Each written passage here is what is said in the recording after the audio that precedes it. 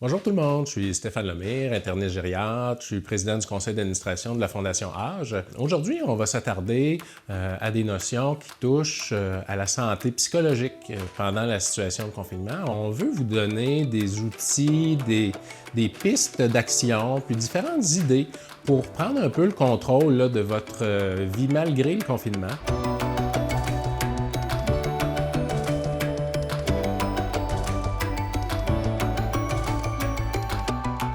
C'est normal, là, dans une situation difficile comme celle qu'on vit maintenant, de vivre toutes sortes d'émotions. C'est normal de se sentir anxieux, c'est normal de se sentir déprimé. Maintenant, ça ne devrait pas être ça qui habite l'ensemble de nos journées. D'autres signes d'alarme aussi qui peuvent avoir des répercussions importantes, c'est si la personne mange moins, la personne perd beaucoup de poids, passe ses journées couchées, ce qu'elle ne faisait pas avant. Ça devient mêlé, ça peut être aussi un élément là, qui nous met sur la piste d'un problème de santé mentale qui est vraiment plus significatif. Donc, il faut porter attention à ça. Puis si on ressent ces difficultés-là, il faut en parler, chercher de l'aide. C'est important de ne pas trop repousser à plus tard des symptômes qui peuvent être significatifs. Je pense entre autres à une personne qui aurait des idées suicidaires, qui pense passer à l'acte, qui a peut-être même un plan. Je pense que c'est important que cette personne-là reçoive rapidement de l'aide. Il y a des centres de crise dans toutes les régions, il y a toujours le CLSC, il y a l'info sociale, qui est une ligne téléphonique du gouvernement qui permet d'avoir accès à des services, des ressources. Une des premières pistes d'action, si vous êtes une personne qui a tendance à ressentir de l'anxiété, à déprimer aussi, c'est certainement de limiter l'exposition à toute l'information qui peut être quand même inquiétante parce qu'on met beaucoup d'emphase sur tout ce qui va pas bien. Mais dans les faits, tout le monde ne meurt pas de la COVID. C'est pas pour minimiser l'importance du confinement, c'est juste qu'il faut relativiser. S'assurer aussi d'aller vers des sources d'information qui sont fiables. Il y a les points d'information du gouvernement tous les jours, les médias traditionnels. On sait que sur les réseaux sociaux, sur Internet, il peut y avoir toutes sortes d'informations qui est diffusée. Puis il faut vraiment faire attention à la fiabilité de l'information. Donc ça, c'est peut-être un premier point. L'autre point important, il faut mettre en place des actions qui vont vous permettre de réduire le niveau d'anxiété puis d'améliorer votre humeur. Une des premières choses, puis on l'a abordé dans une autre capsule, c'est tout ce qui touche l'activité physique. Dans une journée, là, si on ne fait pas d'activité physique, puis qu'on est assis ou couché, c'est certain qu'on va avoir beaucoup de difficultés au niveau de notre santé psychologique.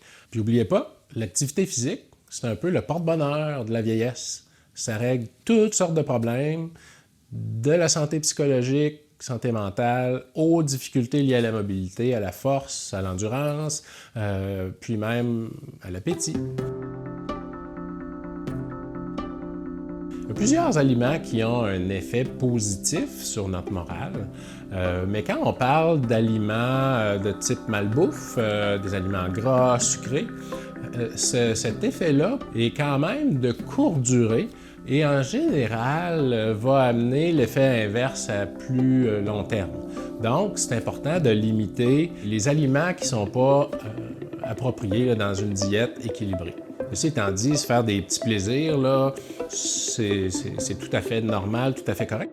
La prise d'alcool également, c'est un enjeu, là. Avec le vieillissement, il faut être conscient que l'alcool a peut-être plus d'effets si, par exemple, on prend des médicaments, si le métabolisme de notre foie a changé. Donc, c'est vraiment important de limiter les quantités, donc de prendre l'alcool avec modération. Parce qu'encore là, comme la malbouffe, c'est un peu un piège. On se sent mieux sur le coup, mais à plus long terme, à moyen terme, ça a des effets un peu dépressifs. Donc, ça peut avoir un impact négatif sur comment on se sent et notre santé mentale.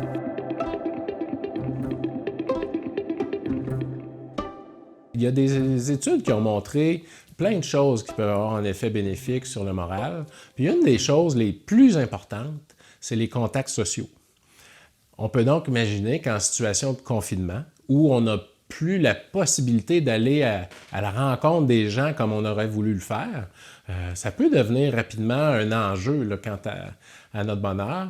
Puis évidemment, les nouvelles technologies sont souvent vues comme la panacée. Si on n'est pas familier, mais à ce moment-là, ça peut être le temps, pendant le confinement, d'essayer d'apprendre, surtout si vous voulez avoir des contacts avec vos enfants ou vos petits-enfants. Les gens plus jeunes ont peut-être perdu l'habitude du téléphone, mais le téléphone, ça reste un moyen de communication intéressant. Il y a peut-être des amis ou des connaissances avec qui vous n'avez pas parlé depuis longtemps. Si on n'est pas en moyen d'avoir des contacts avec nos proches, on peut toujours profiter du confinement pour faire un petit peu de ménage, puis socialiser en regardant des photos, en pensant à des souvenirs, des événements qui nous ont marqués. Une chose qu'on néglige aussi parfois, c'est quand on interagit avec nos proches, on a tendance à vouloir amener des choses positives, avoir l'air de bien aller, mais il n'y a rien comme parler de comment on se sent vraiment, dans le fond, pour être capable de préserver sa santé psychologique et mentale. Surtout que si on est confiné, on n'a probablement pas la chance de rencontrer tous les gens avec qui on aurait normalement discuté de comment on se sent, puis de ce qui nous travaille là, de l'intérieur. Un autre élément important pendant la pandémie, pendant qu'on est en confinement, c'est de faire comme si la vie était normale puis suivait son cours normal. C'est sûr que si on se lève le matin, qu'on n'a pas trop de routine, qu'on passe la journée en pyjama, il y a des chances qu'on se sente de moins en moins bien à mesure que le temps file. Et donc, de garder une routine, c'est vraiment important. Il faut prendre soin de soi aussi. Juste le fait de faire une activité qu'on aime, c'est quelque chose qui va être vraiment payant, si on veut, là, par rapport à la santé mentale. Un petit mot sur les grands tabous de notre société. Là. La sexualité peut être un des petits plaisirs.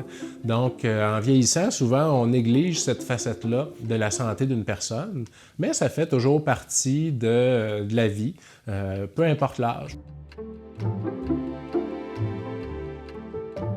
Se rendre utile, c'est quelque chose qui va vous aider à passer à travers la période de confinement. Quand on est confiné, il y a plein de choses qu'on peut faire pour rendre service, que ça ait un lien ou non avec la pandémie. Si on est quelqu'un qui sait, par exemple, coudre, puis qu'on veut faire des masques pour que les gens puissent se protéger, ça, c'est une façon de se rendre utile. Puis il y en a plein d'autres. Il y a des gens qui ont de la difficulté à cuisiner, il y a des gens qui n'ont pas les moyens ou les ressources pour s'alimenter adéquatement. Donc, on peut trouver une façon de rendre service de cette façon-là. Donc, trouvez ce qui vous branche, ce qui vous allume, puis partez avec ça pour vous rendre utile. Donc, tous ces éléments-là vont vous aider. Puis, on vous souhaite donc de prendre le temps de les mettre en place, puis de partager ça avec les gens de votre entourage, les gens que vous aimez, pour que tout le monde sorte de cette période-là de confinement, de pandémie, plus fort avec le goût de continuer.